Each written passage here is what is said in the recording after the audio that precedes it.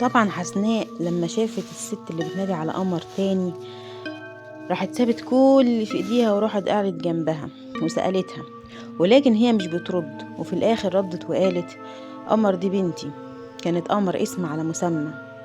وفي يوم قالت لي: يا ماما هروح اجيب جوافة من الشجرة اللي هناك دي. قلت لها: روحي. ولكن عدى ساعة واتنين وتلاتة وقمر لسه ما رجعتش. عدى شهرين وقمر لسه ما رجعتش. ورجعت الست تاني تنادي على قمر. حسناء سمعت كده اتجننت وطلعت على البيت جري، وهي بتنادي على محمود وبتشده وبتقول له: يلا نجيب أنعام بقى. ومن القلق فعلا راحوا الاتنين ويطمنوا على بنتهم. ولكن طبعا الست روحية قبل الغروب مستحيل تطلع وتفتح، ونسي محمود تماما حاجة زي دي. فضل يهبد على الباب من الرعب والخوف على بنته. كان معدي راجل عليهم، وبعدين فكروا ان الست روحية مش بتفتح قبل الغروب. فضل محمود وحسناء قاعدين قدام الباب لحد ما الشمس نزلت، وبعدين لقي الباب بيفتح وبتخرج الست روحية. هسأل على أنعام فين، احنا عايزينها. ولكن الصدمة لما قالت لهم: انتوا مين يا ابني؟ وأنعام مين؟ اتصدم محمود ومراته حسناء وفضلوا يفكروا فيها، أو يمكن عندها زهايمر وناسية. ولكن فضلت تزعق معاهم وتقول لهم: معرفش انتوا مين وأنعام مين. وقفلت الباب تاني بسرعة. محمود كان خلاص هيفقد عقله، وفضل تاني يخبط كتير على الباب، ولكن مفيش فايدة. حتى الباب نفسه مش راضي يتكسر. فضل محمود قاعد قدام الباب، وحسناء قاعدة جنبه تعيط وتلطم على وشها وتخبط على الباب بضعف وتنادي على أنعام. كان في 2 رجالة معديين من قدامهم. سألوهم في ايه، وحكى لهم محمود كل حاجة. رد واحد وهو بيبص للباقي باستغراب: بس الست روحية دي ماتت من 20 سنة. وقف محمود في الوقت ده بصدمة وخلاص بدأ هيتجنن. يعني انتوا هتخرفوا؟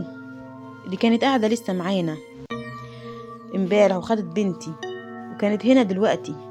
وفتحت الباب ودخلت تاني، وكل المنطقة قالوا على الست روحية. وبالأمارة لسه امبارح قال لي واحد من المنطقة ان يروح لها بعد غروب الشمس. رد واحد عليه وهو بيطبطب على كتفه: احنا مصدقينك، لكن مش اول واحد يحصل فيه كده. الست روحية دي ماتت من 20 سنة، وكانت مقتولة هنا في البيت ده، واللي كان قاتلها ابنها عشان عايز الذهب بتاعها. روحها لسه في البيت. وقفت حسناء وهي بتصرخ: بنتي بنتي فين بنتي؟ بنتي جوه في البيت. رد الراجل التالت وقال: اعتبري نفسك ما خلفتهاش. ومشي ال3 رجالة. أخد محمود مراته ورجع البيت تاني. وتاني يوم الصبح طلع المنطقة وفضل يتكلم مع الكل، ولكن الكل بدأ يقول عليه مجنون، وبيقولوا إن الست روحية ماتت من 20 سنة. وفعلا محمود فقد عقله وبدأ يلف في المنطقة وهو بيدور على بنته الوحيدة اللي جابها بعد 15 سنة جواز بدون خلفة. الناس كلها أشفقت عليه، وكل يوم محمود يروح عند البيت ويصرخ وينادي على بنته ويخبط على الباب، ولكن مفيش أي رد ولا أي حاجة. قررت حسناء تروح للست أم قمر وتسألها.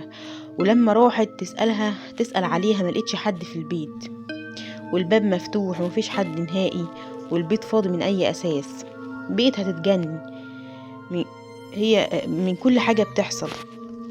وبعد غروب الشمس فضل محمود يخبط على الباب عشان الست روحية تفتح الباب، ولكن الصدمة لما لقى أنعام هي اللي بتفتح الباب. حضنها وأخدها بسرعة وطلع جري على البيت، وهو بينادي على حسناء ويقول لها: أنعام رجعت معايا. لكن حسناء فضلت تعيط وقعدت في الأرض وتلطم على وشها وتقول: هي فين أنعام؟ فوق يا محمود، بنتنا خلاص ما عادتش راجعة. لكن هو بيصرخ وبيقول: أنعام معايا هي، فتحت لي الباب. لكن فعلا محمود خلاص فقد عقله. تاني يوم قبل غروب الشمس قررت حسناء تعمل زي بنتها وتطلع على شجرة الجوافة عشان تعرف اللي حصل يومها. وفعلا بقيت مصدوم وكانت هتصرخ، لكن حطت ايديها بسرعة على بقها وهي بتبص من الشباك اللي كان ظاهر كل حاجة.